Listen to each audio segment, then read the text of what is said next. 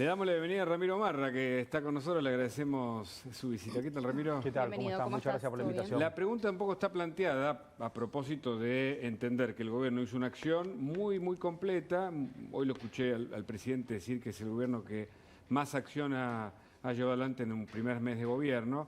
Pero ¿qué les dice a aquellos que han mezclado cosas secundarias con importantes y que eso tal vez pueda ir en contra justamente de esta gestión?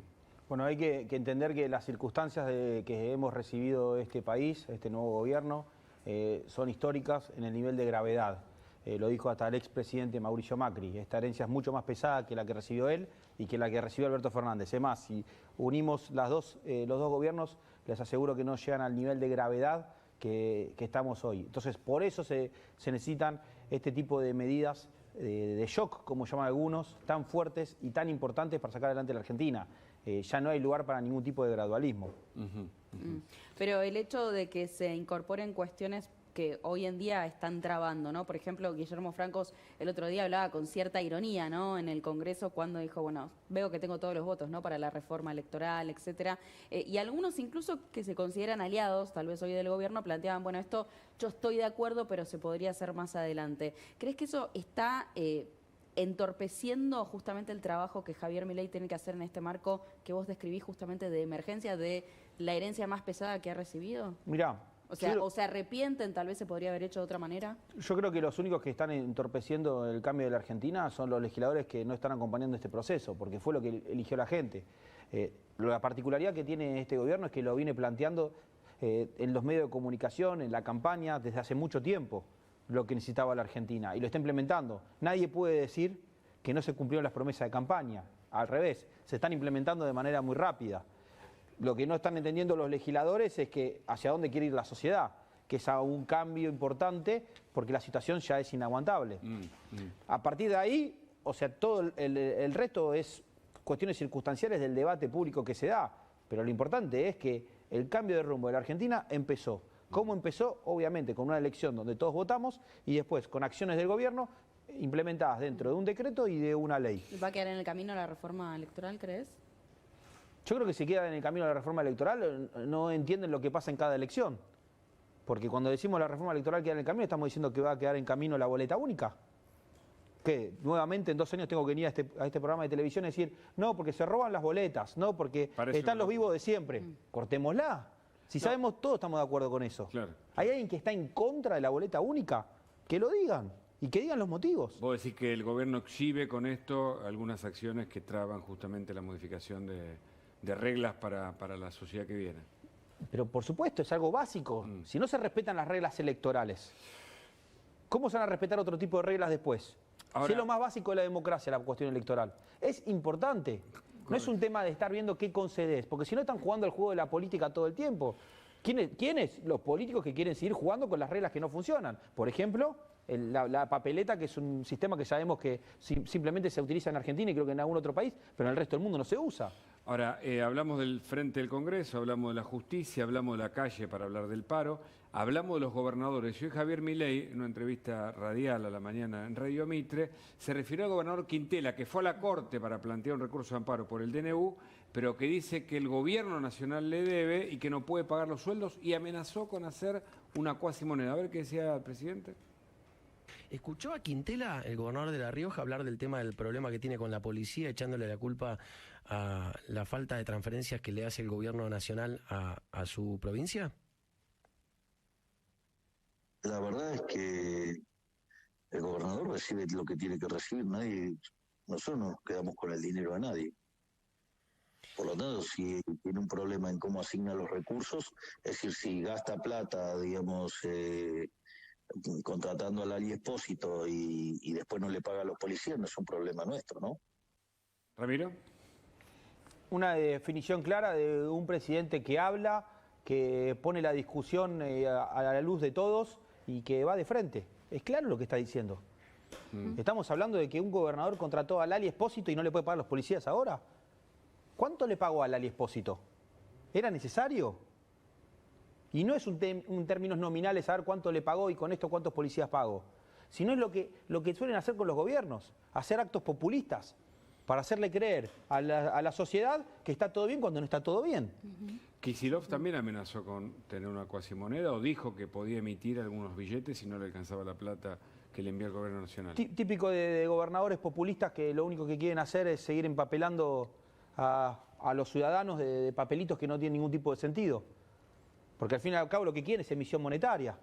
¿Qué están haciendo? Emitiendo deuda y dándole a los trabajadores deuda para que puedan comercializar con deuda. Ya lo vimos con los patacones, eso fue una vergüenza. Pero eso desestabiliza también, ¿no? Es una forma de desestabilizar, seguramente que es la intención que tienen.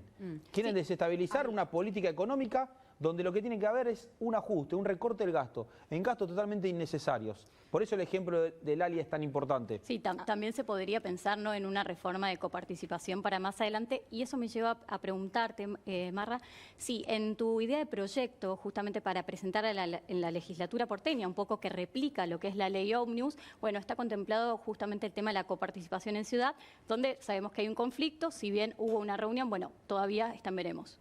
Por supuesto que el debate de la coparticipación se tiene que dar en algún momento en la Argentina. Hoy no se va a dar porque hay otras prioridades. O sea, ¿qué es lo que está jugando el gobernador de La Rioja, el gobernador Kicillof? Es jugar con la política. En base a esta cuestión que hay una distorsión impositiva de que no sabemos quién cobra y quién gasta, porque lo que suele hacer el gobernador de La Rioja es gasto la que me recauda otro. Y la gasto en cualquier cosa, no en las prioridades de la gente.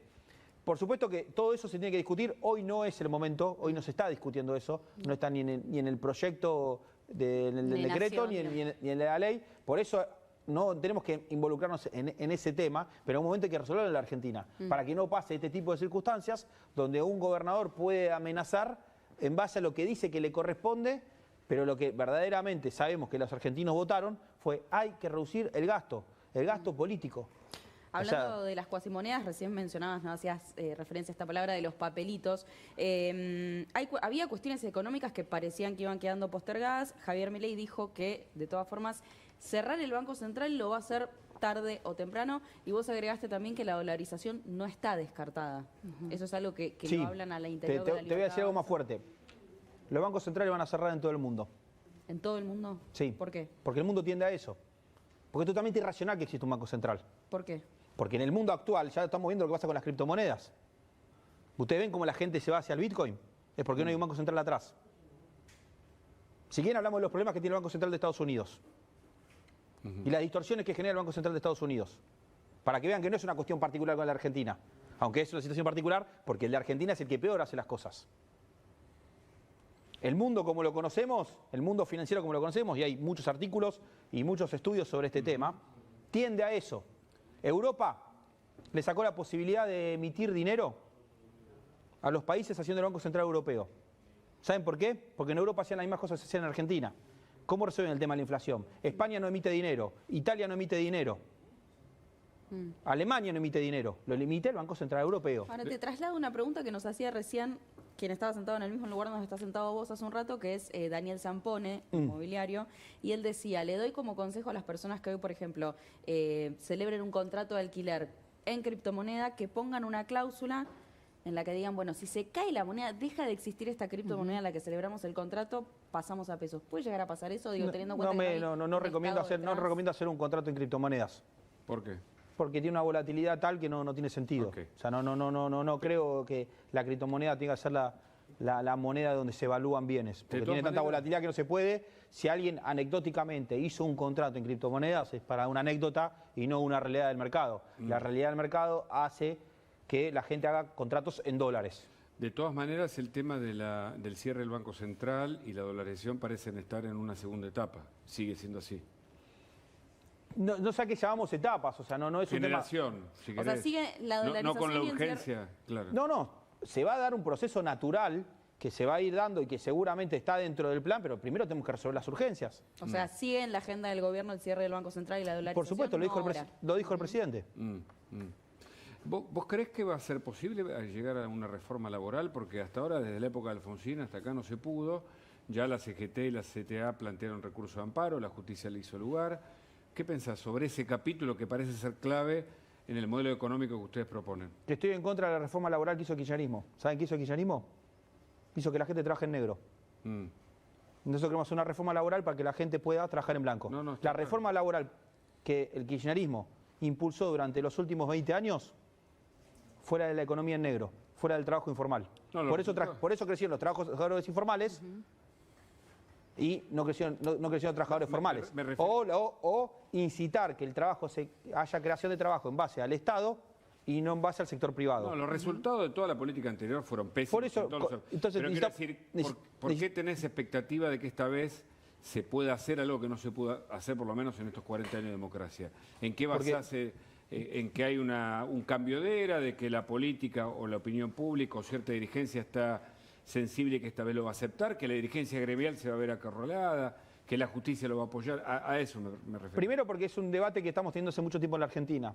Y creo que lo que pasó en el 2023 fue llegar a las urnas y que la gente diga, acá pongo mi voto de confianza, en un gobierno que verdaderamente quiere hacer cambios.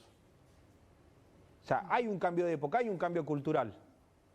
Y eso lo sienten todos, lo sienten ustedes acá, un medio de comunicación que capaz si tenían que hablar en este mismo medio hace 4 años sobre la reforma laboral, era mucho más difícil hablar de lo que nosotros estamos tratando de implementar ahora. Y hoy está el debate abierto. De hecho, son cada vez menos los que critican la idea porque parece que estamos, viste, en una vieja. En ese sentido, ¿no? ¿qué te pasa cuando escuchás a Unión por la Patria, por ejemplo, que se suma al paro de la CGT contra el DNU y varias cuestiones que tienen que ver con la reforma laboral, y dicen que estamos asistiendo a un intento explícito de avanzar sobre nuestro pueblo y sus derechos en claro beneficio de los grandes grupos económicos? ¿Qué te pasa cuando escuchas eso? Unión por la Patria se suma al paro. Sí. El kirchnerismo, o sea, no quiere trabajar. Bueno, no viene trabajando hace 20 años, es más lo mismo. Capaz nos hacen un favor si no trabaja el kirchnerismo. Porque si es lo que vienen haciendo, la verdad que es un desastre. Sí. ¿Qué están tratando de hacer? ¿Extorsionar a través de un paro? ¿Cuál es el objetivo del paro? ¿Cuál es la contrapropuesta? Hacemos un paro porque queremos que se haga esto. La verdad que no llegó nada todavía. ¿Están yendo los dirigentes del kirchnerismo a llevar propuestas a la Cámara de Diputados? ¿Están yendo los dirigentes del kirchnerismo a los medios públicos a decir, esto es lo que queremos nosotros? ¿Cuál es la reforma que proponen? Porque reforma sabemos todos que se necesita. Ahora, hay varios diputados, en realidad prácticamente todos los de Unión por la Patria, sí coinciden con el resto, te diría con gran medida, sobre la cuestión jubilatoria, ¿no? Bueno, ¿cuál es la propuesta del gobierno en términos a la fórmula jubilatoria? Porque no queda claro y se habla justamente de que sería discrecional. ¿Cuál es el...? Bueno, lo primero que tenemos que hacer es hacer una verdadera reforma laboral, porque la cuestión jubilatoria está totalmente atada a la cuestión laboral. Porque para pagarle a un jubilado lo que necesitas es trabajadores que puedan aportar. Y lo único que hizo el kirchnerismo en todo este tiempo es incitar a que haya trabajo informal y no haya aportes. Cuando mejoren los aportes y la cantidad de trabajadores y los sueldos, va a haber mejores jubilaciones. Pero en el entretanto, digamos en el entretanto, nosotros tenemos una propuesta de reforma jubilatoria en base a las necesidades que tiene la Argentina hoy. O sea, es una discusión muy difícil de dar. Nos entraron en un país quebrado. Vos decías que... todas las consecuencias de lo que estamos viviendo con estos altos índices de inflación en estos meses es culpa del gobierno anterior en su totalidad.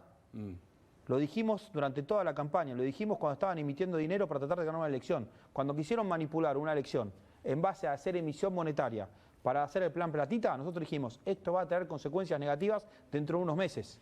Y ahora estamos en la situación. ¿Qué pensás que va a pasar con la ley base? ¿Se va a aprobar y con el DNU se va a aplicar, cosa que está ocurriendo? Mirá, no es un tema de lo que creo, es un tema de lo que corresponde.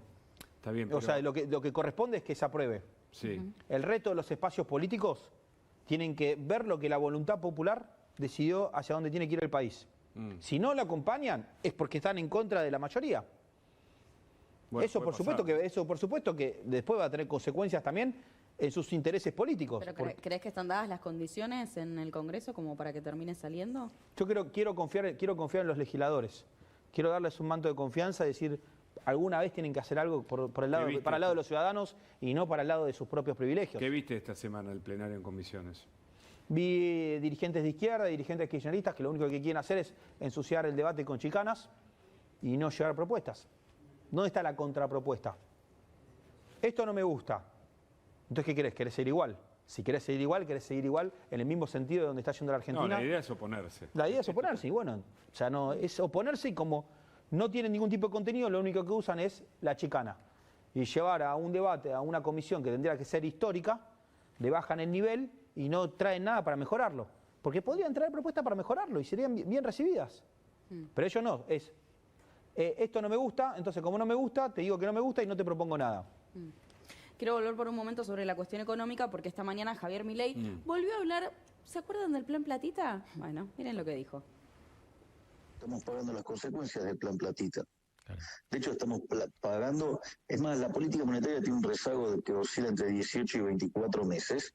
Nosotros estamos pagando los desaguisados de Massa, Guzmán, o sea, de todos los desastres que hicieron, en especial lo que fue el último tramo de Massa como ministro de Economía, tratando de volcar recursos artificiales y espurios para ganar una elección. Bueno, ahora, digamos, ahora hay que pagar la cuenta, ahora hay que pagar las consecuencias. Ramiro. Bueno, lo que decía yo, estamos cortados por la misma tijera en términos ideológicos con Javier Milei. Son consecuencias de políticos que lo único que piensan es en ganar elecciones y no les importa lo que pasa después. O sea, estas consecuencias que estamos teniendo nosotros también las hubiera tenido Massa si ganaba y hubieran sido peor, porque ellos no hubieran recortado el gasto, hubieran insistido con lo mismo. Ellos tendieron a la hiperinflación en el periodo electoral, un hecho gravísimo. ¿Lo ves a Javier Milei o cuánto hace que no te reunís con él? Hablo con Javier, es un amigo, es el presidente, hay que respetar también sus tiempos ahora.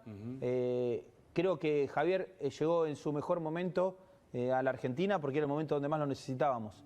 Y estoy acompañándolo desde todos los lugares que pueda porque sé de sus buenas intenciones, sé cómo empezó todo esto y sé que este era el objetivo. Poder llegar acá y estar discutiendo la reforma laboral con ustedes y que no nos miren como miren estos loquitos que plantean cosas que no se va a poder implementar en Argentina. Sí se pueden implementar porque las vamos a implementar. Decís que lo estás acompañando desde todos los lugares que podés. ¿Cómo lo estás acompañando? Bueno, acompañando a todo tipo de ayuda que se puede dar en términos políticos, en términos comunicacionales, desde mi rol en la legislatura de la Ciudad de Buenos Aires, donde también se tienen que dar mucho de estos debates. De hecho, estás impulsando ahí sería como una ley ómnibus, pero en la ciudad, claro, ¿no? ¿Qué propuesta llevas ahí? Bueno, si vamos a cambiar el mecanismo de cómo se va a votar a nivel nacional, tiene también que ser a nivel de la ciudad. Si vamos a cambiar el mecanismo de la cuestión de las manifestaciones, también que sea a nivel de la ciudad.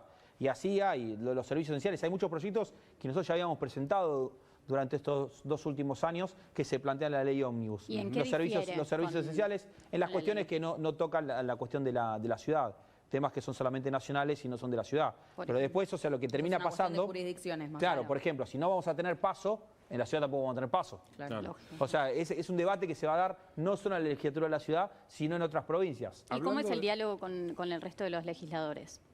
Hoy la legislatura no está trabajando, no hay sesiones extraordinarias. Bueno, pero se trabaja por fuera muchas veces. Se trabaja, sí, hoy no hay trabajo en la legislatura. Hoy el trabajo está concentrado en el Congreso Nacional. Si es por mí, mañana abre la legislatura y empecemos a debatir. Te pregunto esto porque tiene que ver específicamente con la ciudad y después se nacionalizó.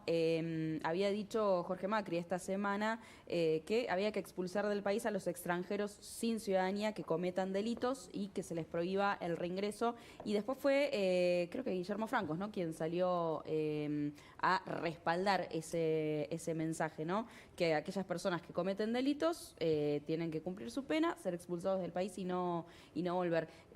Imagino que coincidís en ese sentido. ¿Serías de la partida de hacer algo desde la legislatura, por ejemplo? En ese sí, por supuesto. No corresponde a la legislatura cuestiones migratorias. No, ya pero, sé. o sea, sí, o sea, trabajar en base a lo que es la lógica y la racionalidad. Mirada, digamos. Sí, o sea, tenemos que trabajar en conjunto todos los gobiernos, todos los dirigentes políticos, en cuestiones lógicas. Claro. ¿Cómo vas a dejar que delincuentes estén ocupando tu país? Sí, o sea, tenemos que cortarla con eso. Sobre todo si no son residentes, si vienen, roban y se van. Ahora, viaja a Davos mañana el presidente y va a dar por primera vez un discurso a ese foro tan importante a nivel económico. ¿Pensás que el mundo le va a prestar atención? ¿Qué mirada hay, sobre todo cuando se establece una posible relación con el Papa para que venga a la Argentina, que dijo que tiene ganas de llegar? Creo que tenemos una particularidad que es un presidente que ya participó del foro en su lugar de cuestión técnica como economista. Ahora lo va a hacer como presidente, un presidente innovador, un presidente que el mundo está observando porque es un presidente que verdaderamente está haciendo cambios en un país tan importante como Argentina. Todo eso, por supuesto, que va a ser recibido en un lugar tan importante con los brazos abiertos, porque la sociedad, el mundo, mejor dicho, quiere que la Argentina cambie su rumbo. El mundo no quiere que la Argentina tenga 200% de inflación. El mundo no quiere que en la Argentina crezca el trabajo informal, que haya los niveles de pobreza que conocemos. Y para eso, ¿qué necesitan? Dirigentes políticos que estén enfocados en hacer cambios profundos. Y qué mejor un presidente liberal libertario como Javier Milei, que desde el día 1 empezó a implementar esos cambios y no está pensando en otra cosa que no sea el bienestar de los argentinos. Hablando justamente de inflación, te pido el mismo análisis que le pedía recién a Nahuel Sotelo cuando estaba sentado acá. El número del 25,5% de inflación es un número que alivia al gobierno, más allá de que, lo dijo Adorni, ¿no? Es un número monstruoso y obviamente es tremendo, pero había hablado Javier Milei de que 30% alcanzarlo sería un numerazo porque las proyecciones eran más altas. ¿Qué mirada tenés vos respecto a lo que significa para el gobierno este número del 25,5%? Primero lo hablo como argentino, como bien lo planteó, hay que volver a aclararlo. 25% es una barbaridad, es una locura lo que nos dejaron. Ahora, si lo hacemos, te lo voy a dar a un lugar más técnico, si lo hacemos en términos técnicos, fue un logro haber podido hacer que no haya llegado a los niveles de 45-50% en un mes. Porque si seguía el gobierno anterior con la misma tracción que venía, seguramente hubiéramos tenido esa inflación. Después lo que veo es un análisis económico que te hago de la última semana, donde se empieza a ver señales que uno se empieza a decir, se empieza a acomodar la economía, desde la colocación del bono bopreal, desde el acuerdo con el Fondo Monetario, desde un índice de inflación menor al esperado y, por supuesto, también es que se volvió a tranquilizar el tema de la brecha cambiaria entre los diferentes tipos de cambio. Esos fueron todos datos positivos que se dieron durante la semana. Obviamente que con la adrenalina del día a día, en un país tan movido, se pierden, pero ya que estamos en un programa que puede observar toda la semana pasada, quiero destacar estos datos. ¿Cuánto hace al ejemplo que tiene que dar Milei, por ejemplo, va a viajar en avión de línea? ¿Cuánto hace a la construcción del contrato con el votante? Mirá, no sé si es un gesto. Comparás el precio del avión privado y el precio del avión de línea. Y a partir de ahí tomás una decisión. O sea, yo hago eso cuando tengo que hacer cualquier tipo de viaje. ¿Cuál es el avión que menos me cuesta? ¿Cuál es el viaje más barato? Y tomo la decisión. Que como es plata de otro, entonces me la gasto por el doble. Okay. Ese es el cambio que hay que entender que se está haciendo en el gobierno. Ya no hay más acá recitales en Plaza de Mayo, donde contratan a artistas para que entretengan al pueblo. Porque primero el pueblo son unos poquitos, son los que van a la Plaza de Mayo. No somos todos los argentinos. Pero la plata la pagamos todos los argentinos. Ramiro, gracias, muchas gracias. a ustedes. Hasta acá llegamos. Hasta acá llegamos. Nosotros, un placer, chicos, haber estado con ustedes. Nos reencontramos, como siempre, el próximo domingo a las 7 de la tarde. Gracias. De 19 a 22, exacto.